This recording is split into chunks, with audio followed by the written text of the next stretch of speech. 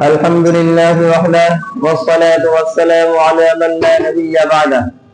أما بعد فقد قال الله تعالى في كلامه المجيد وفي الفرقان في التوحيد. أعوذ بالله من الشيطان الرجيم. بسم الله الرحمن الرحيم. بشر المنافقين بأن لهم عذابا أليما. وقال تعالى في موضع آخر: إن المنافقين في الدرك الأسفل من النار ولن تجد لهم نصيرا. صدق الله العظيم.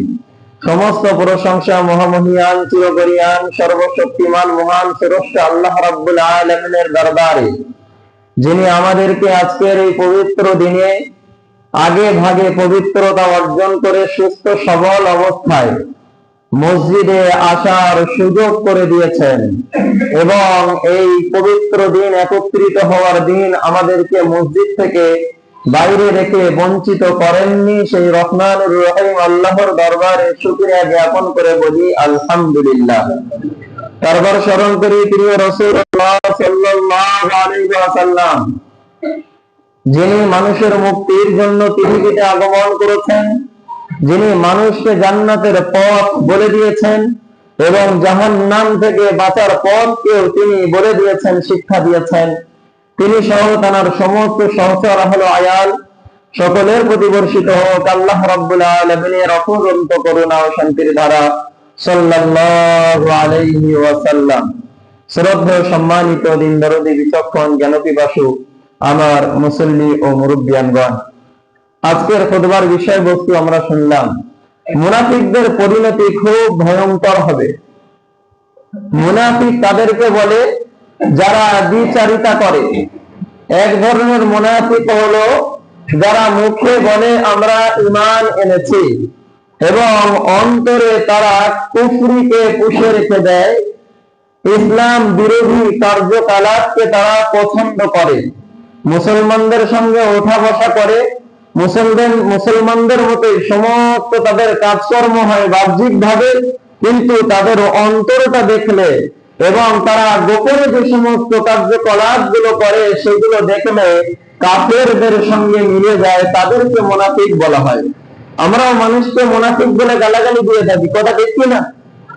সামনে এসে একরকম ব্যবহার করে, এত সুন্দর ব্যবহার করে, আপনি মনে করেন যে ইনি আমার পরম বন্ধু, তিনি আমাকে অত্যন্ত ভালোবাসেন, মহাব্বত করেন, আমার শুভাকাঙ্ক্ষী, কিন্তু পিছনটা ঘুরেই আপনার কিভাবে ক্ষতি সাধন করা যায় সেই চেষ্টা যারা করে তাদেরকে আমরা মুনাফিক বলে গালি দিই, কথা ঠিক না? এই মুনাফিকদের পরিণতি হবে খুবই ভয়ঙ্কর।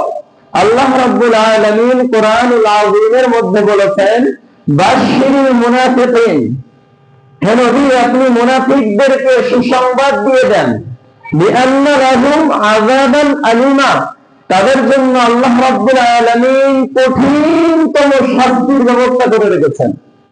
একটু চিন্তা করুন তো, এটা কোন সুসংবাদ হলো? আল্লাহ কি কোরআনের মধ্যে ভুল কালাম করেছেন, ভুল বলেছেন?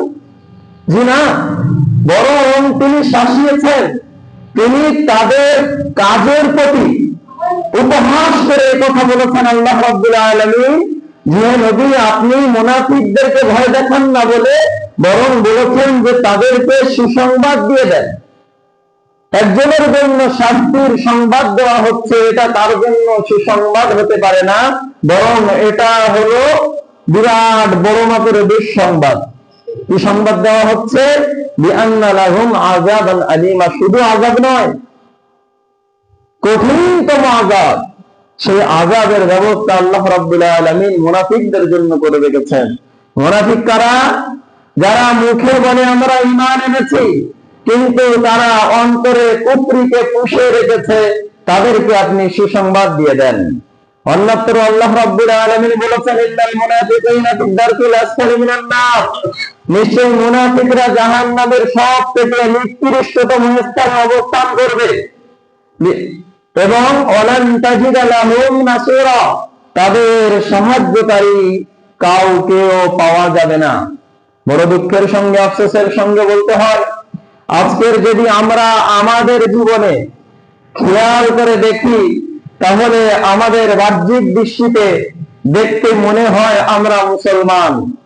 কোন একজন ব্যক্তি বলেছিল যে আমি মুসলমান হতে চাই, ইসলামিক অনেক বইপত্র পড়েছি, মুহাম্মাদের জীবনী পড়েছি সাল্লাল্লাহু আলাইহি ওয়াসাল্লাম। মুহাম্মদ রাসূলুল্লাহ যাদেরকে মুসলমানরা নবী বলে মেনে নিয়েছেন, যার উপরে তাদের বিশ্বাস স্থাপন করা ফরজ যে তিনি নবী, এবং তার প্রতি যা কিছু অবতীর্ণ হয়েছে সেগুলো সব সত্য, তার জীবনী আমি পড়েছি, তার মুখবাণী আমি পড়েছি, আমি আল কোরআনুল কারীমকে অধ্যয়ন করেছি, গবেষণা করেছি। আমি আকৃষ্ট হয়েছি যে এত সুন্দর একটা জীবন ব্যবস্থা তো প্রত্যেকটা মানুষকে গ্রহণ করার দরকার।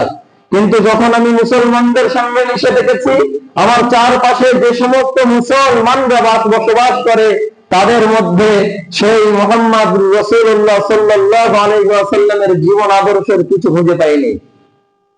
তাদের মধ্যে কোরআন যেভাবে চলতে বলেছে সেই চাল চলন আমি খুঁজে পাইনি। কোরআন যেভাবে মানুষের সঙ্গে ব্যবহার করতে বলেছে এবং দুনিয়াতে জীবন যাপন করতে বলেছে, আমি মুসলমানদের মধ্যে সেই সুন্দর ব্যবস্থা আমি খুঁজে পাইনি।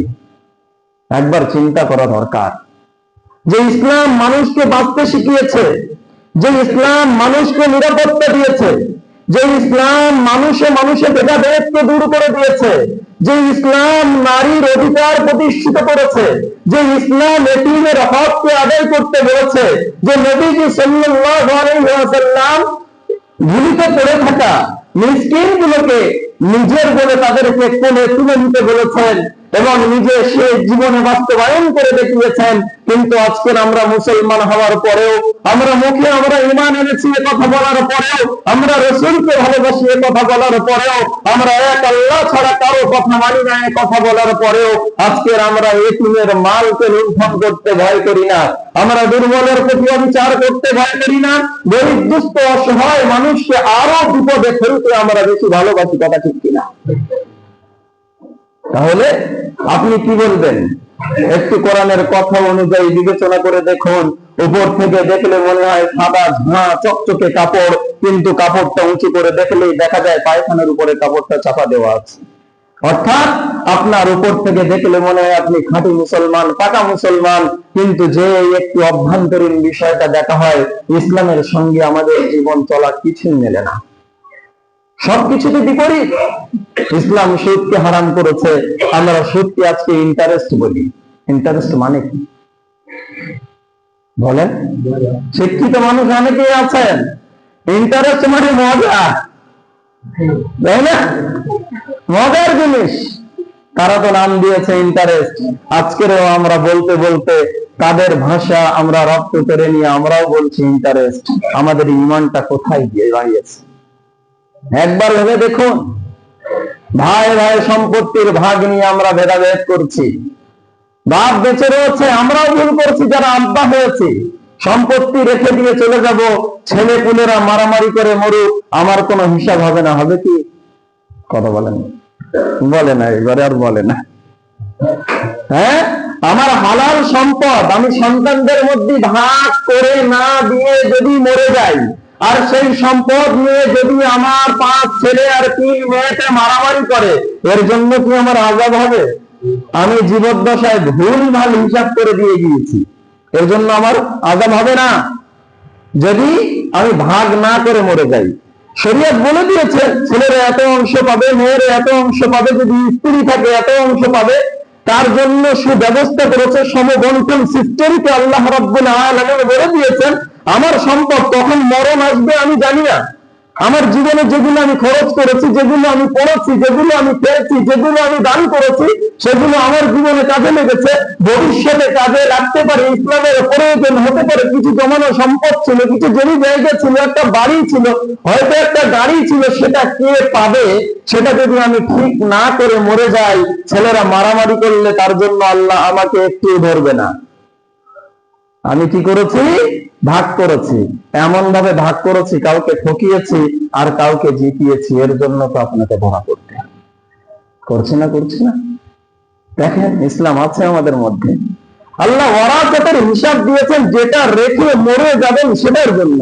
আপনার বেঁচে থাকাকালীন তো আপনার সম্পদের মালিক আপনার ছেলে না। ছেলেরাও ভালো করে শুনে নাও, বাপ যদি বলে আমার কথা শুনিস না, ঘর থেকে নেমে যা, বেঁচে রয়েছে যতক্ষণ তার ঘরে জান রয়েছে, ঘরটা বাপেরই, কথা দেখছি না? ঘরটা কার? জায়গাটা কার? এখনো মরিনি বাপ। সম্পত্তিটা কার? তুমি যেটা কিনেছো সেটা তোমার। তোমার দাদু থেকে বাপ যেটা পেয়েছে সেটা তোমার বাপের। দাদু মরেছে বলে বাপ পেয়েছে, আর দাদু যদি বেঁচে থাকে তো বাপেরও না, ওটা দাদু। জি, আমরা এই কথা বললে, আব্বা যদি বলে যে আমার বাড়ি থেকে নেমে যা, আমরা রাগ করি না? করি না?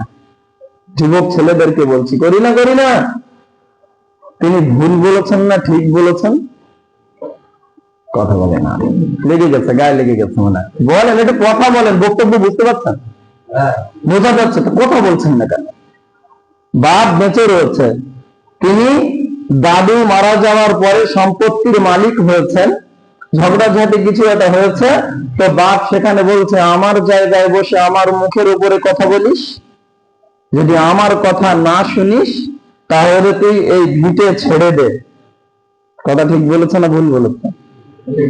হ্যাঁ, কথা ঠিক বলেছেন। আল্লাহ বলেছেন এই কথা কোরআনের মধ্যে, যে তোমরা আমাকে ইলাহ বলে মানো না, মানতে হবে না, কোনো অসুবিধা নাই। যদি তোমাদের ক্ষমতা থাকে তাহলে আমার এরিয়ার বাইরে যে অন্য কারো ইবাদত করো। কথা কি বলেছেন? আল্লাহ বলেছেন। তো বাপ যদি বলে আমার কথা যদি না মানো তাহলে আমার ভিটেটা ছেড়ে দাও, সেটি ভুল বলেছে। মুসলমানের ছেলে রেগে যায়, সে মুসলমান না মুনাফিক, কি বলবেন আপনি? আছে না নাই সমাজে? জি, আজকে আমরা কথায় কথায় মুনাফিকের মতো কাজ করি, ইসলামকে না জানার কারণে, অথবা জেনে শুনেও আমরা অন্ধ হয়ে যাই। যখন আমরা রেগে যাই, যখন ঝগড়াঝাটি হয়, বা আমাদের লোভে পড়ে, কখনো বা শয়তানের ওয়াসওয়াসায় পড়ে, কখনো বা নফসের খাইশে পড়ে আমরা ইসলামকে ভুলে যাই। তবে হ্যাঁ, আমি একটা কথা বিশ্বাস করি, যারা মসজিদে উপস্থিত হয়েছে তারা কেউ অন্তরে মুনাফিকি পুষিয়ে রাখতে চান না, এটা আমার বিশ্বাস। কেউ মুনাফিকি পুষিয়ে রাখতে চান না, আমিও চাই না। কিন্তু আমাদের কার্যকলাপের মধ্যে মুনাফিকি মাঝে মাঝে ধরা পড়ে, এগুলো থেকে আমাদেরকে বাঁচতে হবে। শয়তানের চাল খুব সূক্ষ্ম, ছোট্ট ছোট্ট ভুলের দ্বারা মানুষের ঈমান হরণ করা হলো শয়তানের কাজ। ওই জন্য সব সময় সতর্ক থাকতে হবে।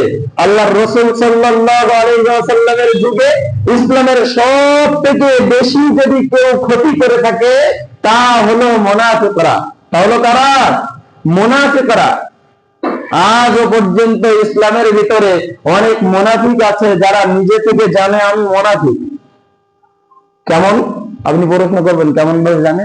সে জানে যে আমি সমাজের মানুষ, মুসলমান ঘরে জন্মগ্রহণ করেছি, যদি টুকিটাকে একটু নামাজ কালাম না পড়ি, মাঝে মাঝে তারাবিতে যদি একটু না যাই, বছরে এক আধবার যদি ঈদগাহে না যাই, বছরে একটা বার কুরবানি হয়, যদি কুরবানিটা না করি, তাহলে লোকে আমাকে খারাপ বলবে, আমাকে সমাজচ্যুত করবে, আমার জানাজায় মানুষ আসবে না। ওই জন্য সে টুকিটাকি মাঝে সাথে নামাজ কালামও পড়ে, মসজিদ থেকে যখন মারহাবা দিয়ে দান তোলা হয়, মারহাবার দান বুঝেন তো, মাঝে মাঝে আমরা উঠি, তাই না? যখন মারহাবা দিয়ে দান তোলা হয় তখন 10-20 হাজার ওয়াদাও করে দেয়, নামাজও পড়ে মাঝে মাঝে, আবার ঘোষণা দিয়ে শাড়ি কাপড় বিলি করে রমজান মাস আসলে। কেন বুঝতে পারছেন তো? রমজান মাসে শাড়ি কাপড় বিলি বিতরণ করা আছে না কিছু মানুষ, হ্যাঁ, তার ক্ষতি সম্বন্ধে আমি বলেছি, আমার আলোচনা সেদিকে নয়। ভালো জিনিস, কিন্তু যেই মসজিদ থেকে বাহির হয়ে যায় সে যাবতীয় দুনিয়ার যত খারাপ কাজগুলো আছে ইসলামের দৃষ্টিতে সেগুলো করতে সে একবারও ভয় পায় না। সে সুদও খায়, সে আলো ঠেলে, সে ভাইয়ের সম্পত্তি দখল করার চেষ্টা করে, বাপকে ফুসলিয়ে ফাসলিয়ে অন্য বোনদেরকে ভাইদেরকে কিভাবে বঞ্চিত করা যায় সেটার চেষ্টাও করে। বাপকে বোঝায় 2 কাঠা তোর ভিটে, 3টে মেয়ে আর আমি একলা ছেলে, তুই মরে যাবি, তুই 2 কাঠা ভিটের মধ্যে আমার বাস হয় না। আবার 3টে মেয়ে যদি ভাগ পায় তা ওরা পাবে 1.5 ভাগ আর আমি পাবো 1 ভাগ, আমি তো 0.75% টাকায় পাবো, আর বাকিটা তো ওরা নিয়ে যাবে। তা আমি এর মধ্যে বাস করবো কি করে? বাপের মন দয়ালু, তাই না?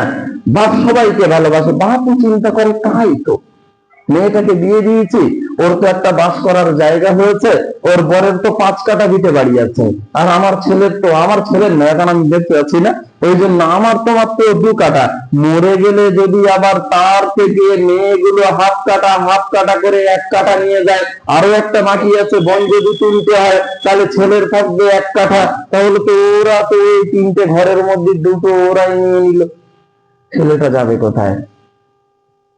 আরো ভাবছে বাপ তাই তো, মেয়ে তো আমাকে খাওয়ায় না, জামাই তো আমাকে খাওয়ায় না, আমি বুড়ো হয়ে গিয়েছি, বার্ধক্যতায় পৌঁছেছি, তা আমার লালন পালনের দায়িত্ব সব আমার ছেলে নিয়েছে, তো ভিটে বাড়িটারই তো ব্যাপার, আজকে যা টুক করে একটুখানি খুঁজে দিই। দুজনাই সমান দোষী। যে বাপকে ফুসলিয়েছে জমিটা নেওয়ার জন্য, আর বাপেরও সচেতন থাকা উচিত, ছেলে কোথায় যাবে মরার পরে আমার দেখার দরকার আছে। বলে না কথা বলেন তো বক্তব্য করতে সুবিধা হবে। আপনার হিসাব তো আল্লাহর সামনে দিতে হবে, তাই না? বারবার বলেছি যে একটু ভালো কাজ করে দেবে তার বদলা আল্লাহ দান করবেন, খারাপ কাজ করলেও তার বদলা আল্লাহ দান করবেন। আপনি নামাজ পড়েননি যদিও কিনা কবিরা গোনা, চোখের পানি ছেড়ে দিয়ে রাতের অন্ধকারে আল্লাহর কাছে কেঁদেছেন, ওগো রব্বে কারিম তোমার আদেশটা অমান্য করেছি, আল্লাহ চাইলে ক্ষমা করে দিতে পারেন যদি আপনার তওবা খালিস হয়। কিন্তু আপনি আপনার সন্তানের হক নষ্ট করেছেন, যে হকটা আল্লাহ দিয়েছে, আল্লাহ বলছেন সেই সন্তান যদি আপনাকে ক্ষমা না করে তাহলে আমি আপনাকে ক্ষমা করব না। এটা তো হুকুকুল ইবাদ হয়ে গেছে, বান্দার হক আপনি নষ্ট করেছেন। তাহলে মেয়েরা কি আকাশ থেকে পড়েছে?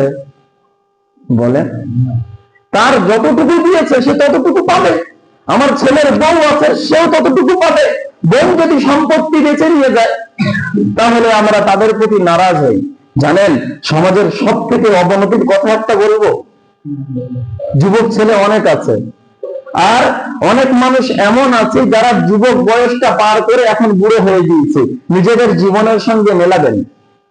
আমাদের বাড়িতে আত্মীয় স্বজন আসে, আত্মীয়ের একটা ক্যাটাগরি আছে। এক ধরনের আত্মীয় স্বজন হলো যারা বাপের সঙ্গে সম্পৃক্ত, মায়ের সঙ্গে সম্পৃক্ত। বাপের সঙ্গে সম্পৃক্ত ধরে নিলাম ফুফু আছে, চাচা আছে, আর মায়ের সঙ্গে সম্পৃক্ত মামা আছে, খালা আছে। আর এক ধরনের সম্পর্ক আছে যেটা বউয়ের সঙ্গে সম্পৃক্ত, শালা আছে, শ্বশুর আছে, শালি আছে, তাই না? আপনারা বলেন তো যত্ন বেশি কাদের হয়? সত্য কথা বলবেন। হ্যাঁ, শালা শালি শ্বশুর শাশুড়ি আসলে তাদের যত্ন খাতির বেশি হয়, আর সব থেকে বেশি অযত্ন হয় তাদের ফুফু আর জামাই বাবু এবং ভাগনা ভাগ্নিরা। তারপর থেকে যারা ফুফু জামাই বাবু আর ভাগনা ভাগ্নিরা, এরা আসলে এদের যত্ন সব থেকে কম হয়। আর যখন নানির বাড়ির থেকে আসে তখন ওদের যত্নটা মা নেয় তো অতটা কম হয় না। ওরা বাপের শালাশালি, ভালো করে বুঝবেন, ওরা কার শালাশালি? বাপের শালাশালি। আর এগুলো কার শালাশালি? আমার শালাশালি। খুবটা পেরে আবার আকাশ থেকে টপকালো। বিবেক দিয়ে, ইসলাম দিয়ে বিবেচনা করে বিচার করে বলুন, সব থেকে বেশি যত্ন তো আজ কাদের হওয়া দরকার ছিল? আপনার শালি আপনার বাপের সম্পত্তিতে ভাগ পায়? পায় না। আপনার মামারা তারাও পায় না। কিন্তু আপনার ফুবুরা, বাপের বোনেরা, তারা সম্পত্তির হকদার। 2 কাঠা জমির মধ্যে আপনি বাস করছেন, আব্বা আজ নয়তো কাল মরে যাবে, বোন কিন্তু সেই সম্পত্তি থেকে কোনো উপকৃত হচ্ছে না। বাপ বেঁচে থাকা কালীনের কথা বলছি, সেই সম্পত্তি থেকে উপকৃত হচ্ছে আমি। বোনকে দিয়ে দিয়ে বাইরে পার করে দিয়েছে বাপ। আমাকেও বলতো তোর ঘর তুই বানিয়ে নে, আমার বিদায় তুই জানবি কেন? তাহলে বাপ বেঁচে থাকাকালীন কিন্তু আমি সেই সম্পত্তি থেকে উপকৃত হচ্ছি।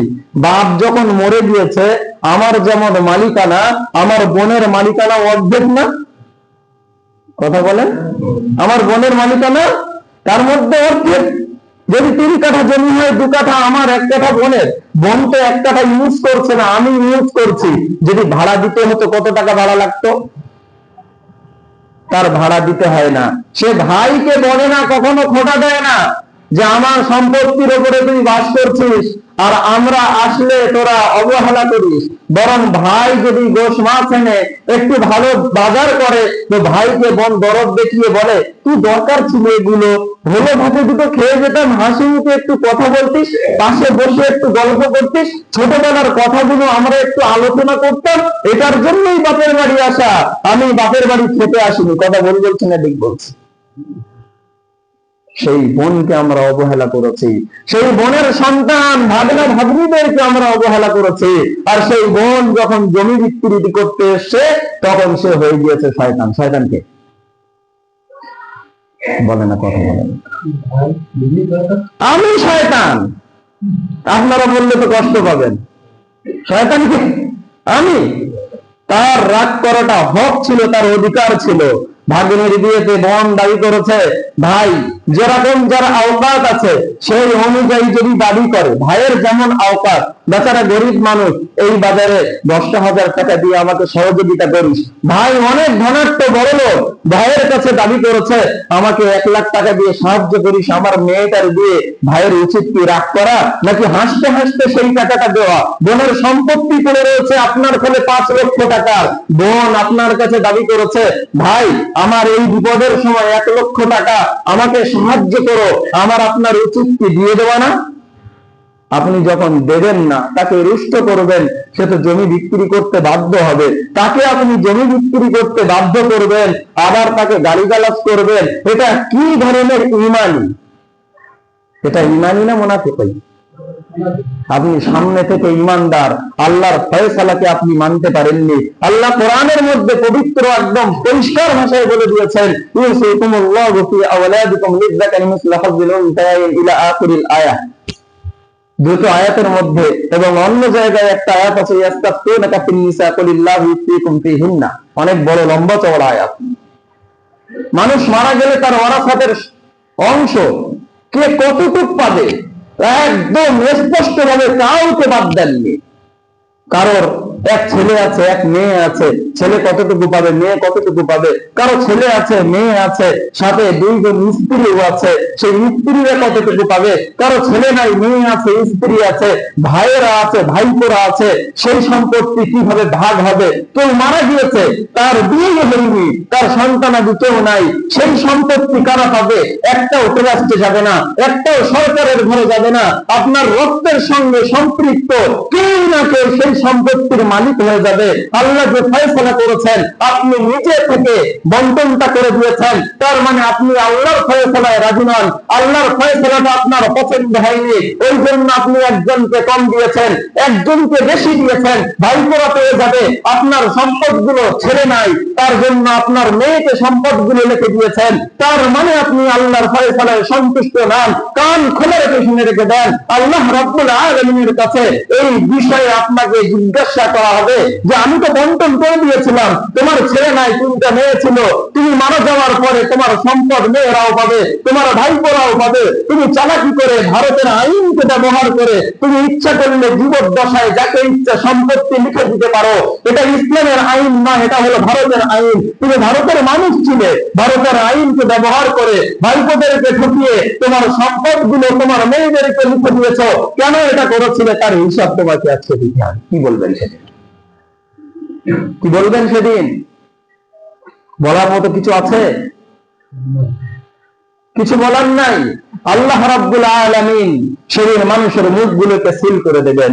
আল-ইয়াওমা নাখতিমু আলা আফওয়াহিহিম ওয়া তুকাল্লিমুনা আইদিহিম ওয়া তাশহাদু আরজুলুহুম বিমা কানু ইয়াকসিবুন। আল্লাহ মুখগুলোকে সিল করে দেবেন, বান্দার হাত কথা বলতে শুরু করবে, বান্দার পা কথা বলতে শুরু করবে, প্রত্যেকটি লোমকূপ থেকে আওয়াজ বার হবে আপনার বিরুদ্ধে। আপনার জবান যেটা দিয়ে মানুষের সঙ্গে ঝগড়া করতেন, আপনার জবান সেদিন আপনার বিরুদ্ধে দাঁড়িয়ে যাবে, আপনার চোখ সেদিন আপনার বিরুদ্ধে দাঁড়িয়ে যাবে, আপনার সন্তান আগে আপনাকে বলবে আমার কোনো বাপ ছিল না, আপনার স্ত্রী বলবে আমার কোনো স্বামী ছিল না, আপনার বন্ধু বর্গরা বলবে আমি তো তোমাকে চিনি না, এরকম ভাবে সবাই যখন অস্বীকার করবে, তখন একমাত্র আপনার কাজে আসবে আপনার নেক আমল, আপনার সৎ আমল। খাশিয়াতি ইলাই খাউফি ইলাই, আল্লাহর ভয় আপনার অন্তরে কতটুকু ছিল, আল্লাহর মহব্বত কতটুকু আপনার ভিতরে ছিল, ইসলামের প্র্যাকটিস আপনার ভিতরে কতটুকু ছিল, আপনি কতটুকু ইসলামের পাবন্দী হয়ে চলেছেন, কত রাত্রে আল্লাহর কাছে আপনার পাপের জন্য কেঁদেছেন, সেইগুলো সেদিন আপনার পুঁজি হবে। দুনিয়ার ক্ষেত্রে আমি আমার বিচার করেছি, আমার চিন্তা করেছি আমি কিভাবে সুখ স্বাচ্ছন্দ্যে বাঁচব। শুধু আমার নয়, আমরা পুরুষ মানুষ, সাথে সাথে আমার পরিবার। মানুষ মারা যাচ্ছে, মানুষ মারা যাচ্ছে, আমি নিজে চোখে দেখেছি। অন্তিম শয্যায় শায়িত, বলছে মানুষ তো একদিন মারা যাবেই, তার জন্য আমার চিন্তা নয়, আমার একটা 10 বছরের বাচ্চা আছে, তার কি হবে? কথা ঠিক না? এটাই হলো চিরবাস্তব। আমার বাচ্চার তো যা হোক হয়ে যাবে, কিন্তু ওই যে গভীর অন্ধকার, আমি গত সপ্তাহে বলছিলাম, যেখানে চারিদিকে পাহারা দেওয়ার পরেও, লাইট টাইট ফ্যান পাখা এসি সব ব্যবস্থা করার পরেও, সুন্দর একটা ঘর যদি আমাদের এই বড় কবরস্থানের মাঝখানে করে দিয়ে বলা হয় আপনাকে এক রাতে একা থাকতে হবে, আমি আপনি পারবো না, সেখানে আমার আর আপনার কি হবে? সেটা কি একবারও ভেবেছি? সেটা একবারও ভাবি। আল্লাহ রাব্বুল আলামিন বলেন, আমার কারো পরীক্ষা করার দরকার নাই, কারণ আমলনামা চেক করার আমার দরকার নাই। সবাইকে চেনা যাবে, তাদের পেশানি দেখে, কপাল দেখে, কে পাপী আর কে নেক কাজ করছে। তাদেরকে পা গুলো ধরে টানতে টানতে, হিচড়াতে হিচড়াতে জাহান্নামের মধ্যে নিক্ষেপ করা। কবরের এই দীর্ঘ জীবন, দুনিয়াতে পাপ করে আমরা মরে গিয়েছি, চলে গিয়েছি, ভাইয়ের হককে নষ্ট করেছি, এতিম ভাইপোর হককে নষ্ট করেছি, প্রতিবেশী গরিব মিসকিন তাদের হককে আমরা নষ্ট করেছি, ফাঁকি দিয়েছি, সামনাসামনি মুসলমান বলে পরিচয় দিয়েছি, কিন্তু আমরা যখনই মানুষের আড়ালে গিয়েছি তখন কাফেরদের মতো কাজ করেছি। নামাজ পড়ে বাড়ি গিয়ে সুদের টাকাটার হিসাব করেছি। নামাজ পড়তে পড়তে আমার ভাইয়ের কিভাবে ক্ষতি সাধন করা যায় সেই চিন্তা করেছি। হয় না? হয় না? আল্লাহর সামনে দাঁড়িয়ে আমরা কে আমার শত্রু, তার প্রতিশোধ কিভাবে নেওয়া যায় নামাজের মধ্যে দাঁড়িয়ে ভেবেছি। চিন্তা করতে পারছেন আমরা কত নিকৃষ্ট, কত নিকৃষ্ট, কতটা নিচে নেমে গেছি।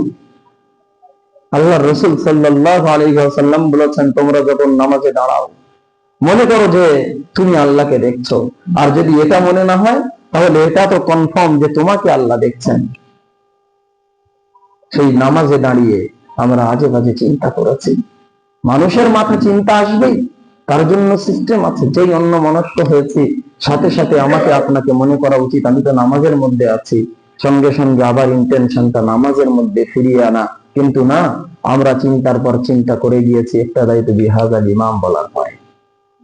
দোকানের হিসাবটা মাথায় এসেছে, সাথে সাথে আবার ভাবার দরকার আমি তো নামাজে আছি। দোকানের হিসাব তুমি মাথায় কেন? এখন বার হও মাথা থেকে। যখন দোকানে যেয়ে বসবো তখন আমার মাথার মধ্যে ঢুকো না।